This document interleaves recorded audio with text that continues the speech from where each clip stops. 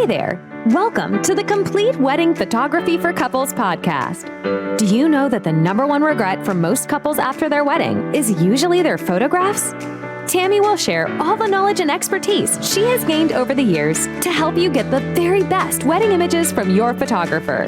The conversations on this podcast are going to help you understand how almost every decision you make for your wedding day directly affects your photographer. Tammy is going to give you the knowledge and awareness you need to create a nearly perfect position for your photographer to be in on your wedding day. And that means better images for you to remember your special milestone.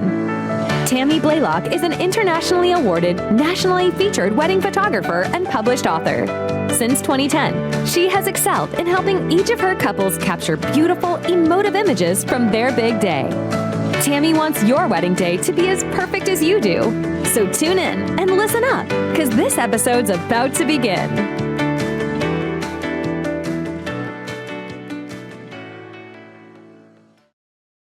All right, everyone. Hello and welcome. My name is Tammy. I am your host for the Complete Guide to Wedding Photography for Couples Getting Married.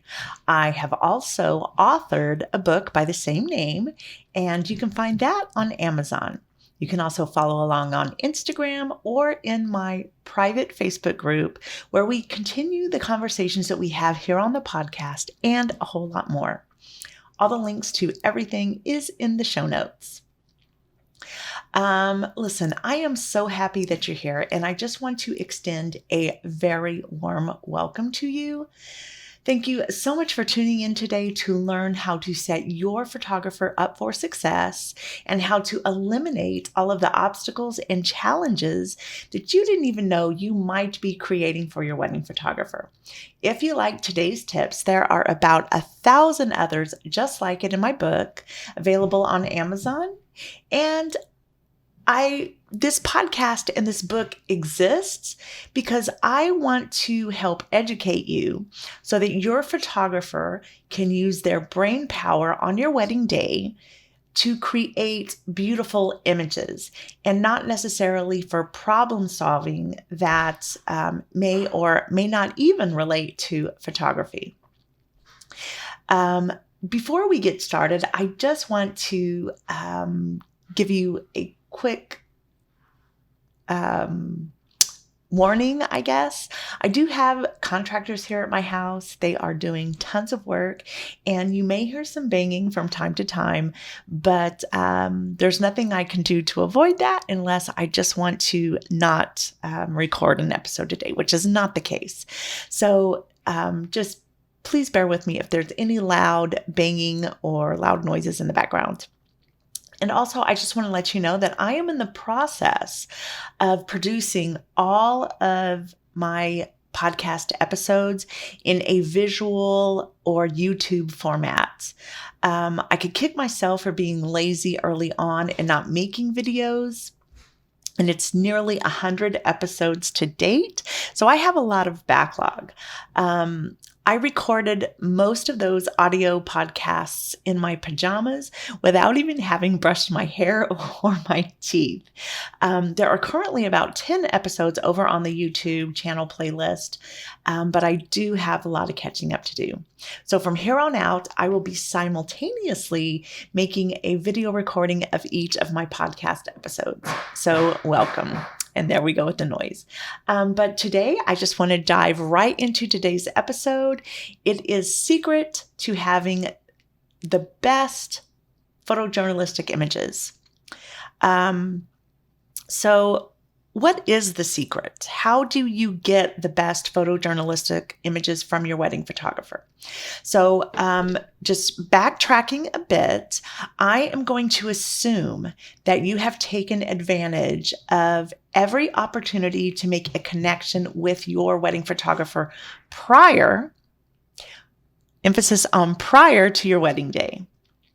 I'm going to assume you have hired them at least a year out from your wedding day, that you have followed them on as many social media platforms as you can, that you have read every email that they have sent you and followed all of their instructions, filled out all of the forms and questionnaires they have sent, These forms and questionnaires are very important tools that photographers use to not only gather information about you, your partner, your relationship, your families, but they also use these to prepare and educate you about how they work on their wedding days and what you should expect from them. I am going to assume that you have at least had an engagement session with them, hopefully a bridal session as well. And if you don't know what a bridal session is, you could go back to episodes number 43 and 98, where I explain everything you need to know about a bridal session. And lastly, I am going to assume that whenever your photographer reaches out to casually communicate with you, be it text, email, or a phone call, that you reciprocate the communication and you really try to get to know them a bit.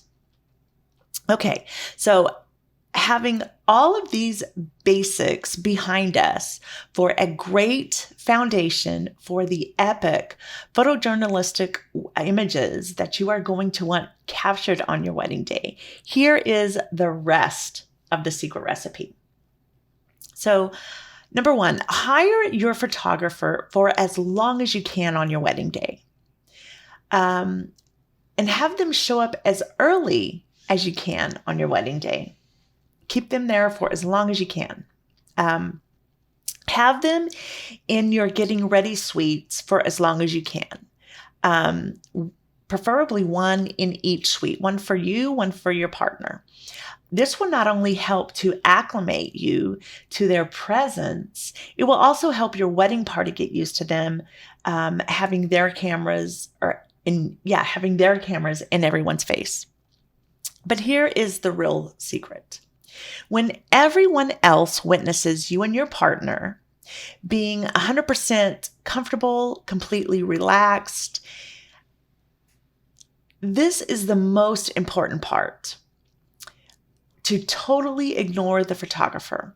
When everyone else sees you and your partner doing that, they will mimic this behavior.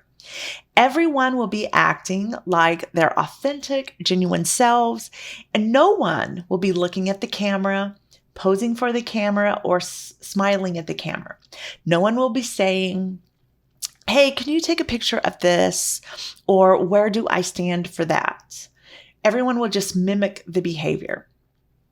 Every time someone new enters your getting ready suite, at first they will be in a sort of state of shock and feel a little awkward about the photographer being in the room, and in some cases getting really up close and personal to capture a particular moment. But within just a matter of minutes from being in the room, they will observe everyone else's behavior and begin to copy that. They will also let their guards down and start to act like their natural selves, which is what you want. You don't want anyone pretending to be a certain way in front of the camera or acting not like themselves. You want everyone to be authentic and genuine replicas of themselves on your wedding day. So when everyone else sees you behaving this way, this behavior will then spill out to the wedding ceremony. It will carry over to the reception and finally out onto the dance floor, all the way through your grand exit. Nearly every one of your wedding guests will be okay with your photographer photographing them in this way, very up close and personal, because you have set the standard. You have set the example that you are okay with this, that you are comfortable, you are relaxed, you are accepting this. And basically, this is how you want your photographer to capture your wedding day. You're going to be leading by example. You're sending a subtle message by your mere behavior. Think of it as a herd mentality, if you will. The tendency of people in a group to think and behave in ways that conform with others in the group rather than acting as individuals. This is the secret sauce to getting the very best candid, photojournalistic, documentary. I have so many problems saying that word. documentary. Yes, your documentary wedding images. And that is it, guys. If you are loving the tips that I'm sharing on this podcast, I would love for you to share a screenshot of wherever you're listening from to your Instagram story and tag Complete Wedding Ed.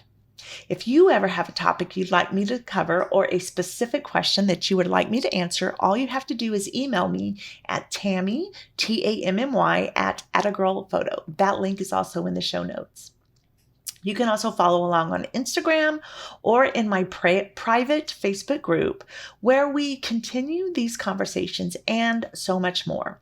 The links to all that are also in the show notes, or you can search for The Complete Guide to Wedding Photography on Facebook or Complete Wedding Ed as an education on Instagram. I'd love for you to subscribe and or leave a review from wherever you listen from, so that I can reach more listeners and help more couples have better wedding images. If you want to know more about my book, the podcast, or my wedding photography, you can log on to completeweddinged.com or @agirlphoto.com. Again, and one last time, all those links are in the show notes. Thank you so much for listening today. I hope you have an amazing day. I will catch you next time. Adios. Thank you for listening to the Complete Wedding Photography for Couples podcast. We hope you enjoyed your time, and we hope that you learned something to make your wedding photographs better and your wedding day less stressful. If you're enjoying the show, please feel free to rate, subscribe, and leave a review wherever you listen to your podcasts, so others just like you can set their wedding photographer up for success. Thanks again for tuning in, and we'll catch you again during the next episode.